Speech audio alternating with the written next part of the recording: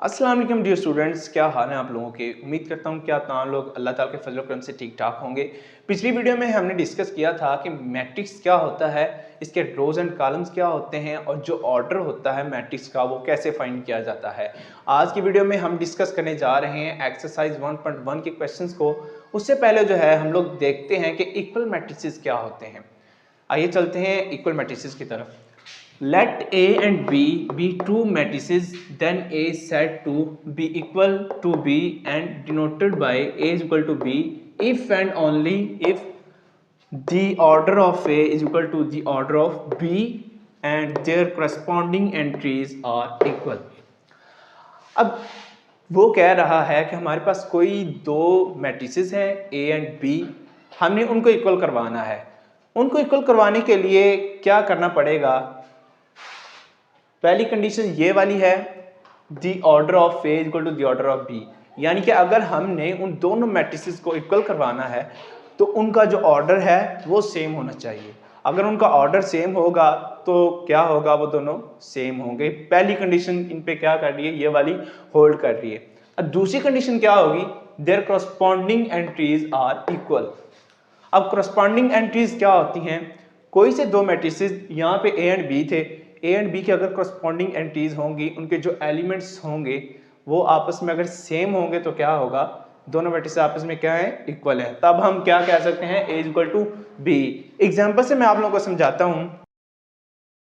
कोई से दो मैट्रिसेस हैं, पहला मैट्रिक्स हम ए रख लेते हैं और दूसरे को बी का नाम दे देते हैं। पहला मैट्रिक्स जो है ए इज इक्वल टू 4 0 2 6 और मैट्रिक्स बी जो है B is equal to 4 9 minus 9 2 and 5 plus 1। अब अगर हमने इन दोनों मैट्रिसेस को देखना है कि ये आपस में इक्वल हैं कि नहीं हैं, तो उसके लिए हम ये दो कंडीशन अप्लाई करेंगे। पहली कंडीशन क्या है, the order of A equal to the order of B, यानी कि इन दोनों का जो ऑर्डर है वो सेम होना चाहिए। ऑर्डर क्या होगा, ए का ये एक रो है, ये इसकी दूसरी रो है और कॉलम्स कितने हैं, 2 ही कॉलम्स हैं, तो इसका ऑर्डर क्या हम लिखेंगे 2/2। और इसका जो है ऑर्डर क्या होगा, इसका भी 2/2 बन रहा है। ये देखें, ये एक रो है और ये भी एक रो है। ये 9 माइनस 9 ये एक सिंगल एलिमेंट है। 5 प्लस 1 भी क्या है, एक सिंगल एलिमेंट है, तो इसका भी ऑर्डर क्या होगा 2/2। दोनों का ऑर्डर सेम हो गया, हमारे पास पहली कंडीशन होल्ड कर गई। अब दूसरी कंडीशन क्या है कि करस्पॉन्डिंग एंट्रीज इक्वल होनी चाहिए। करस्पॉन्डिंग एंट्रीज क्या होती हैं कि एक मैट्रिक्स में जिस जगह पे 4 है उसी मैट्रिक्स में दूसरी जगह पे क्या होना चाहिए, 4 होना चाहिए। यानी कि ए में इधर 4 था तो बी में भी इधर 4 ही होना चाहिए। ए में इधर 0 है तो बी में क्या होना चाहिए, इधर 0। 9 माइनस 9 क्या होता है, 0 और 6 इधर 6 है, 5 प्लस 1 क्या होता है 6। तो क्या हमें पता चल रहा है कि दोनों की जो एंट्रीज हैं वो आपस में क्या है, इक्वल हैं। दोनों कंडीशन होल्ड करेंगी तो हम क्या कह सकते हैं, A is equal to B, A is equal to B, यानी कि दोनों मैट्रिक्स क्या हैं, आपस में इक्वल हैं।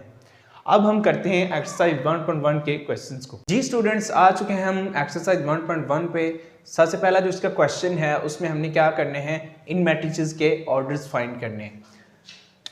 ए मैट्रिक्स है, इसका ऑर्डर क्या होगा, देखें 1 2 रोज बन रही हैं और कॉलम्स कितने हैं 1 एंड 2, तो इसका ऑर्डर क्या हो गया 2/2।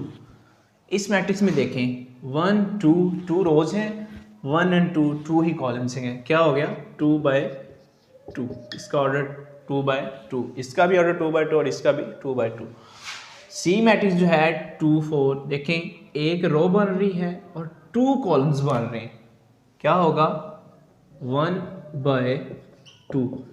हमेशा जो है नंबर ऑफ रोज हमेशा पहले आते हैं बाय से पहले, और जो नंबर ऑफ कॉलम्स होते हैं वो बाय के बाद में आते हैं। डी में देखें एक कॉलम बन रहा है और 3 रोज बन रही हैं, तो रोज 3 हैं, 3/1। इसमें देखें 1 2 3 रोज हैं और कॉलम्स कितने हैं 1 2, 3/2 इसका ऑर्डर आ गया। इसमें देखें सिंगल एलिमेंट है, एक ही एलिमेंट है, तो इसका ऑर्डर क्या होगा 1/4। 1, क्योंकि इसकी ए की रो बन रही है और ए की कॉलम बन रहा है 1/1। इस मैट्रिक्स में देखें 1 2 3 रोज बन रही हैं और कॉलम्स कितने हैं 1 2 3 ही कॉलम है, तो 3/3 इसका ऑर्डर आ गया। एच मैट्रिक्स में देखें 1 2 रोज हैं एंड 3 कॉलम है 1 2 3 2/3 इसका क्या आ गया ऑर्डर आ गया। ये तो थे हमारे पास मैट्रिक्स जिनका हमने क्या करना था ऑर्डर फाइंड करना था। अब हम चलते हैं क्वेश्चन नंबर 2 की जानिब। क्वेश्चन नंबर 3 में हमने देखना है कि कौन कौन से जो मैट्रिसेस हैं वो आपस में इक्वल हैं। तो इक्वल होने के लिए मैंने आपको 2 कंडीशंस बताई थी। पहली क्या थी कि दोनों का ऑर्डर सेम होना चाहिए, 2 या 2 से ज़्यादा जितने भी मैट्रिक्स होंगे उनका अगर ऑर्डर सेम होगा और साथ साथ उनकी जो कोरस्पॉन्डिंग एंट्रीज हैं वो सेम होंगी तो क्या होगा, वो सारे मैट्रिक्स आपस में इक्वल होंगे। इधर हम देखते हैं कि A=3 है, 3 का ऑर्डर क्या है 1/1। देखें कोई और मैट्रिक्स जिसका ऑर्डर 1/1 हो। B में इसका ऑर्डर है 1/2। C 5 - 2 एक सिंगल एलिमेंट है, तो C भी एक सिंगल एलिमेंट है, इसका भी क्या है क्या बनेगा इसका ऑर्डर 1/1। A का भी 1/1, C का भी 1/1। A का भी जो एंट्री थी वो 3 थी, इसकी भी एंट्री क्या बन रही 5 - 2 3 बन रही। तो क्या होगा A एंड C आपस में क्या हैं इक्वल हैं, दोनों मैट्रिक्स क्या हैं इक्वल हैं। इसके अलावा कुछ और देख लेते हैं, क्या इनके साथ भी मैच करते हैं, नहीं ये दोनों हैं A एंड C। तो क्या होगा A and C are equal. इसको हम ऐसे भी लिख सकते हैं A=C। अब दूसरे नंबर पे ये तो हमारे पास क्लियर हो गए A एंड C। अब B मैट्रिक्स में आ जाए।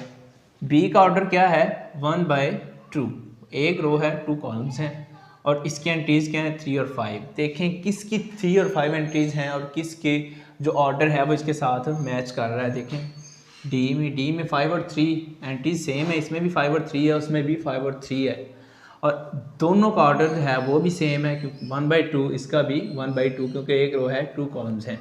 B और D आपस में सेम हो गए और देखें I=3 और 3 + 2 है। देखें 3 जो है इधर भी मौजूद है, इधर भी मौजूद है और 3 + 2 कितना होता है 5, वो इधर भी है इधर भी है। D B और I क्या होंगे इक्वल होंगे, आपस में क्या होंगे इक्वल होंगे। B D and I are equal. इनको हम ऐसे भी लिख सकते हैं B=D=I। अब B भी क्लियर हो गया, D भी और I भी। E=4062 है, इसका ऑर्डर 2/2 बन रहा है। कोई ऐसा मैट्रिक्स देखें जिसका ऑर्डर 2/2 हो। F G H में देखें 4062 E में भी वही सेम एंट्रीज हैं और H में भी, और दोनों का ऑर्डर भी क्या है 2/2। तो क्या होगा E एंड H क्या होंगे इक्वल होंगे। और देख लेते हैं J में देखें 2 + 2 4 2 - 2 0 4 0 2 + 4 6 एंड 2 + 0 2। H J और E की एंट्रीज भी सेम है और देखें ऑर्डर भी तीनों का सेम है 2/2। तो क्या हो जाएगा E H एंड J क्या होंगे इक्वल होंगे। E H and J are equal.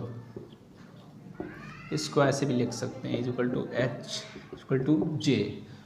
अब ये भी क्लियर हो गया H भी और J भी। अब 2 मैट्रिसेस हमारे पास बचे हैं F एंड G।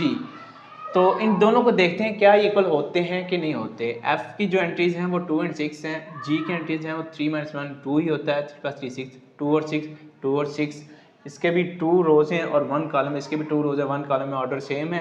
तो F एंड G क्या होंगे इक्वल होंगे। F and G are equal, F=G। अब हम चलते हैं क्वेश्चन नंबर 3 की जानिब। क्वेश्चन 3 में हमने फाइंड करनी है A B C and D की वैल्यूज़। इनकी वैल्यूज़ को फाइंड करने के लिए हमें क्या करना पड़ेगा, जो हमारे पास मैट्रिक्स गिवन है इनकी करस्पॉन्डिंग वैल्यूज़ को इक्वल रखना पड़ेगा। कैसे, ये देखें a प्लस सी है, इसके करस्पॉन्डिंग वैल्यू जो है वो 0 है, तो a प्लस सी को 0 के इक्वल रखेंगे। a plus C is equal to 0। अब a प्लस 2b किसके इक्वल है, किसके करस्पॉन्डिंग है, -7 के, तो a plus 2b is equal to -7। अब c -1 जो है इसके करस्पॉन्डिंग 3 आ रहा है, तो क्या करेंगे, c -1 इज इक्वल टू 3।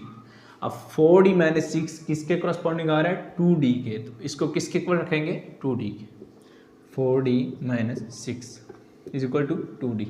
अब इन चारों इक्वेशन में हमने देखना है कि किसकी वैल्यू जो है वो इजीली हमें मिल सकती है। तो इनमें देखें d और c की जो वैल्यूज़ है हमें इजीली मिल सकती हैं। सबसे पहले हम सॉल्व करते हैं c को। इधर -1 है, तो c दूसरी साइड पर जाके -1 जो है प्लस का 1 हो जाएगा और c की वैल्यू क्या आ जाएगी, 4। c की वैल्यू हमारे पास आ चुकी है। 4d - 6 इक्वल टू 2d है। अब 4d इज इक्वल टू, ये इधर प्लस का 2d था, इधर हम क्या कर लेते हैं, माइनस का 2d, और -6 इधर माइनस का था, दूसरी साइड पे जाके प्लस का हो गया। 4d - 2d कितना होता है, 2d इज इक्वल टू 6। अब d इधर रहेगा, 2 इधर मल्टीप्लाई कर रहा है, तो दूसरी साइड पे जाके क्या कर देगा, 6 को डिवाइड कर देगा। 6 को 2 पे डिवाइड करने पे 3 आता है, तो d इज इक्वल टू 3।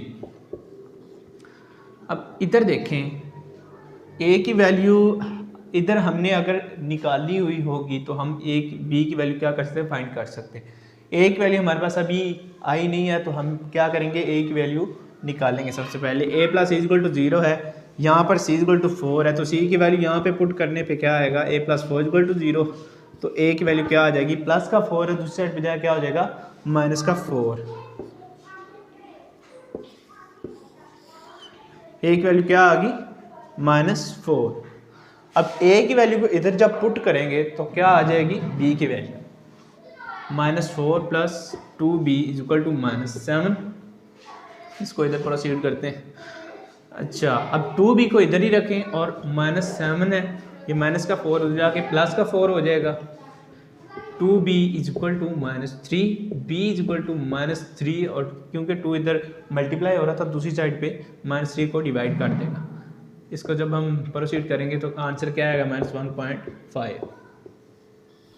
ये तो हमने क्या निकाल ली, a b c and d की वैल्यूज निकाल ली। उम्मीद करता हूँ कि आप लोगों को अच्छे से समझ में आ चुके होंगे सारे के सारे क्वेश्चन। मज़ीद वीडियो देखने के लिए मेरे चैनल को सब्सक्राइब करें, लाइक करें। Thank you so much and अल्लाह हाफिज़।